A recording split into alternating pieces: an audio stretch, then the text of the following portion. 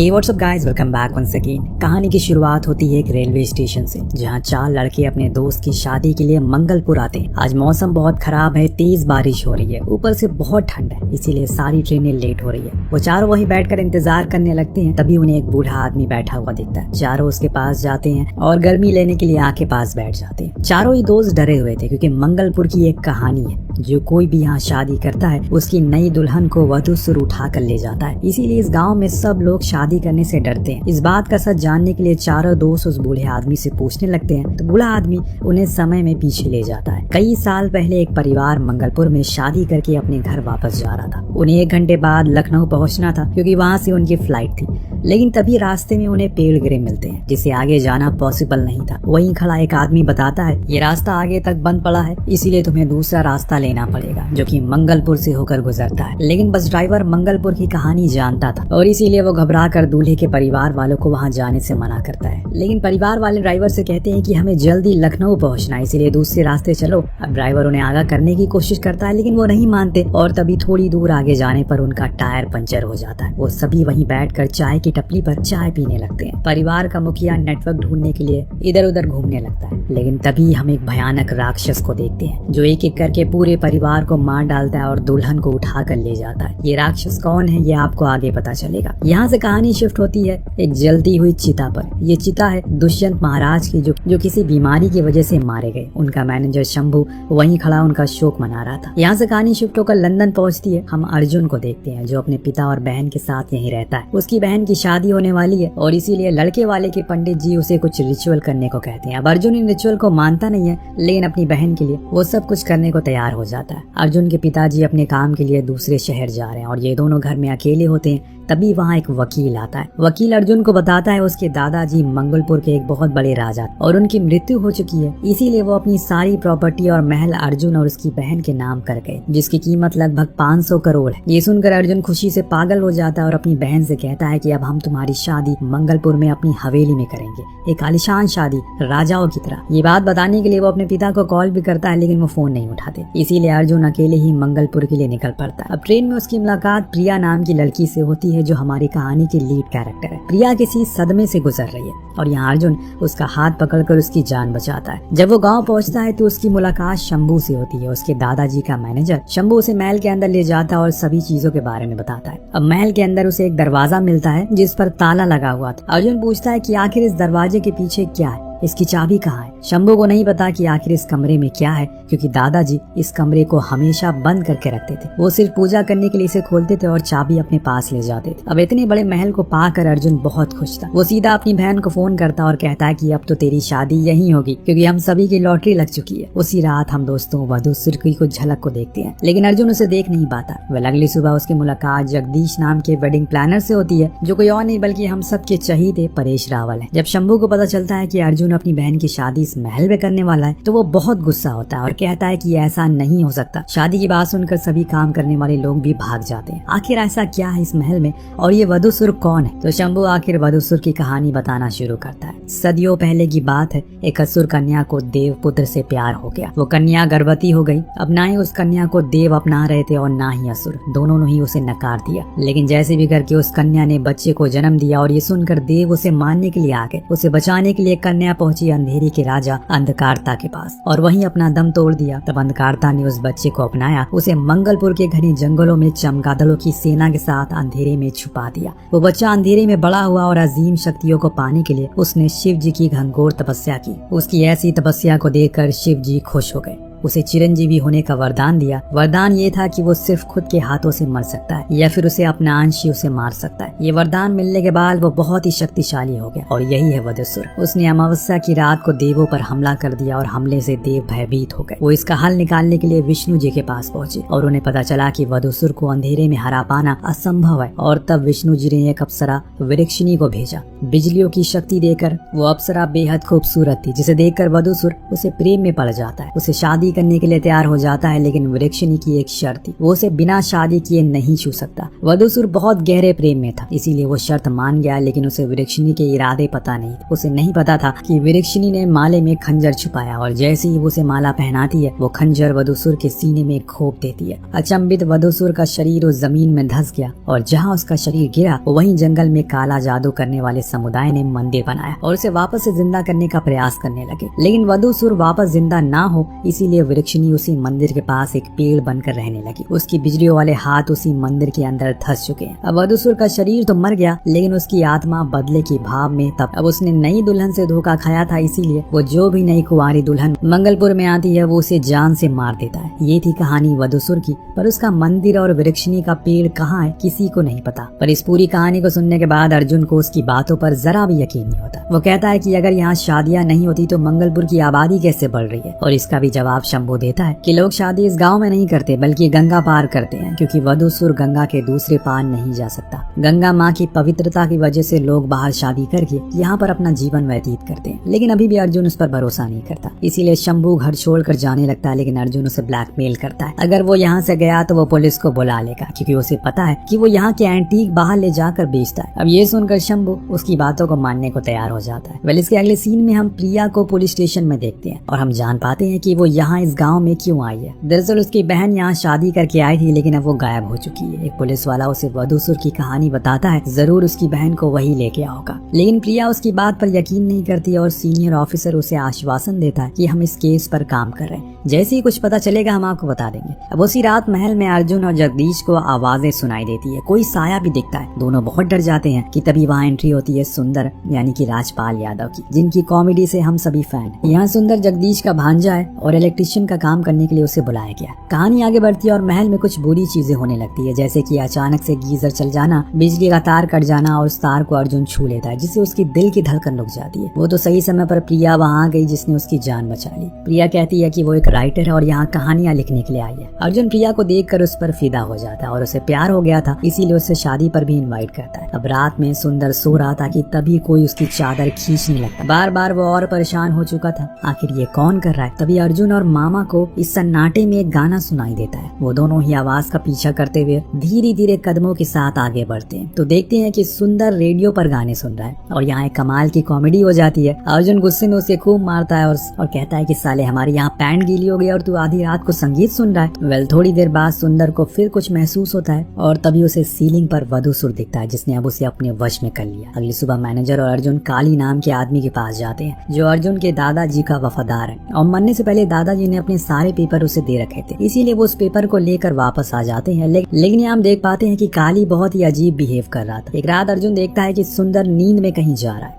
मामा और अर्जुन दोनों ही उसका पीछा करते हैं और एक कब्रिस्तान में पहुंचते हैं, जहां सुंदर इशारा करके बताता है वो है वधूसुर के मंदिर का कलश और उसके नीचे रहता है वधूसुर। वहीं उसे वृक्षिणी का पेड़ भी दिखता है। ये दोनों चीजें देखकर मामा और अर्जुन की पैंट गीली हो जाती है कि तभी वहाँ चमगादड़ की सेना आ जाती है और दोनों ही भाग निकलते हैं। इसके अगले पल हम प्रिया और अर्जुन को देखते हैं। अर्जुन उसे बता रहा है कि उसे कल रात पता चल चुका है कि आखिर वधूसुर का मंदिर कहाँ है। ये सुनकर प्रिया बहुत एक्साइटेड होती है। वो उसे रिक्वेस्ट करती है कि उसे भी वो मंदिर देखना है। अर्जुन उसे जंगलों के बीच से होते हुए मंदिर के द्वार पर ले जाता है। तभी बहुत सारे चमगादड़ बाहर आने लगते हैं, जो कि अभी दिन का समय था, इसीलिए वो चमगादड़ आसमान को घेर लेते हैं और पूरी तरह से अंधेरा कर देते हैं, जिससे वधूसुर अपने मंदिर से बाहर आता है और यहाँ पर हम पहली बार उसे देख पाते हैं। वेल कहानी आगे बढ़ती है। जैसे ही अर्जुन के पिता को इन सब के बारे में पता चलता है कि अर्जुन मंगलपुर गया है, वो उसे फोन करके मना करते हैं कि शादी वहाँ से नहीं होगी। पर अर्जुन के बार बार सच पूछने पर वो एक गुरुजी से मिलने के लिए उसे कहते हैं। अगर गुरुजी ने परमिशन दे दी तो शादी हवेली में होगी, इसीलिए अर्जुन तुरंत ही गुरुजी से मिलने के लिए निकल पड़ता है। गुरुजी बताते हैं कि जंगलों में बड़ा अधूरा समुदाय कई सदियों से 13 कुंवारी दुल्हन की बलि देकर उसके खून से वधूसुर को जिंदा करने की कोशिश कर रहे हैं। तो उन्हें रोकने के लिए तुम्हारे दादाजी ने एक महान तांत्रिक योगेंद्र नाथ को बुलाया था। उन्होंने अपनी तांत्रिक शक्ति अधूरा समुदाय के लोगों को रोक दिया और अब मुझे नहीं लगता कि यहाँ शादी करने में कोई दिक्कत है। 6 महीने पहले तुम्हारे दादाजी से मिला था, तो उन्होंने कहा था कि वधूसुर को अब पुनर्जीवित नहीं किया जा सकता, इसीलिए अब लोग यहाँ सुखी सुखी विवाह कर सकते हैं। लेकिन फिर भी मैं अपने एक शिष्य को वहाँ भेज रहा हूँ ताकि वो तुम्हारे महल को परख सके कि क्या वहाँ अभी भी कोई बुरी शक्ति है। अब अगले दिन वो शिष्य महल पहुँचता है और पूरे महल में बुरी शक्तियों को ढूंढने लगता है अपने एक यंत्र से और जाकर रुकता है एक कमरे के बाहर। ये वही कमरा था जो हमेशा बंद रहता है। जैसे ही वो शिष्य कमरे के अंदर झांकता है, कोई अदृश्य शक्ति उसे दूर उठाकर फेंक देती है। वो शिष्य समझ जाता है कि जरूर कोई भयानक शक्ति है जो उसके बस के बाहर है, इसीलिए वो गुरुजी को बताने के लिए निकल पड़ता है। लेकिन जाने से पहले वो कहता है कि हर दरवाजे के बाहर आपको एक दिया रखना है और सुबह तक ये दिया बुझना नहीं चाहिए, इसीलिए कोशिश करना कि महल में अंधेरा ना हो। मुझे शाम होने से पहले यहाँ से निकलना है। अर्जुन उसे लेकर फौरन वापस गुरुजी के पास जाने लगता है, लेकिन वधूसुर इतनी आसानी से कहाँ उसे जाने देगा। आसमान में अंधेरा छाने लगता है, तेज बारिश होने लगती है और इनके सामने एक पेड़ आकर गिर पड़ा। शिष्य कहता है कि जरूर ये काम वधूसुर का है, हमें जल्दी ही पास के कोई मंदिर में जाना होगा। दोनों ही मंदिर की तरफ भागने लगते हैं, लेकिन जब बारी आती है शिष्य की मंदिर में जाने की तो उसका पैर फिसल जाता और तभी तूफान के कारण एक झोपड़ी की छतरी आकर शिष्य के सिर को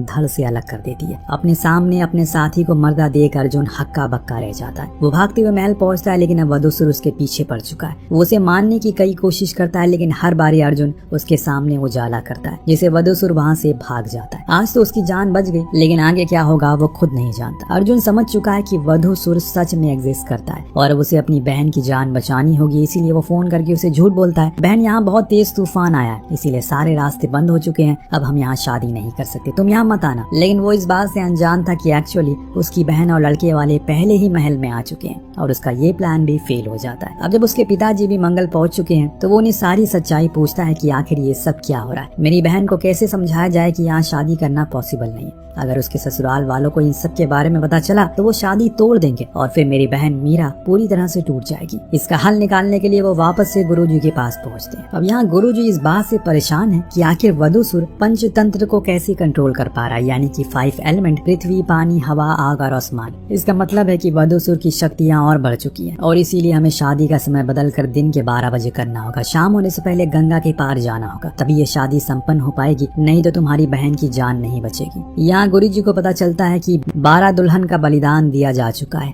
और बस एक वधू बची हुई है। अगर उसका भी बलिदान दे दिया गया तो वधूसुर फिर से जिंदा हो जाएगा, इसीलिए वो शक्तिशाली हो चुका है, लेकिन अब इन्हें किसी तरह उसे रोकना होगा। इधर अर्जुन वापस से काली के पास जाता है, वही काली जो दादाजी का वफादार। अर्जुन उसे उसी बंद कमरे की चाबी मांगता है जहाँ दादाजी पूजा किया करते थे, लेकिन काली उसे मना करता है। फिर उन दोनों में हाथापाई हो जाती है। अब शोर सुनकर अर्जुन के पिता घर में जाते हैं और तभी एक गोली चलती है। ये गोली चलाई थी योगेंद्र आचार्य ने, जी हाँ, अर्जुन के दादाजी ने। लेकिन सवाल ये है कि आखिर वो जिंदा कैसे हैं? उन्होंने मरने का नाटक क्यों किया? अर्जुन के पिताजी फौरन उसे वापस लेकर घर आते हैं और उसे अतीत के सारे सच बताते हैं कि असल में वो उसके असली पिता नहीं बल्कि कोई और है। आज से सालों पहले मैं और माधव जो गुरुजी का बेटा था, हम दोनों ही गुरुजी के शिष्य थे। यहाँ मेरी मुलाकात यशोदा से हुई, जो कि यहाँ की कन्याओं को नृत्य सिखाया करती थी और हम दोनों को एक दूसरे से प्रेम हो गया। लेकिन मुझे जरा भी आभास नहीं था कि यशोदा को माधव भी चाहता है। अब एक दिन गुरुजी दोनों को ही मंत्र सिखा रहे थे, लेकिन माधव का ध्यान भटक जाता है। वो गलत मंत्र पढ़ने लगता है, जिसे गुरुजी बहुत गुस्सा होते हैं और कहते हैं कि चलो मैं तुम्हें दिखाता हूँ कि गलत मंत्र जाप करने से क्या होता है। उन दोनों को उसी कमरे में ले गए जिसे हमने कहानी की शुरुआत में देखा था। कमरे में एक तरह की मशीन लगी हुई थी।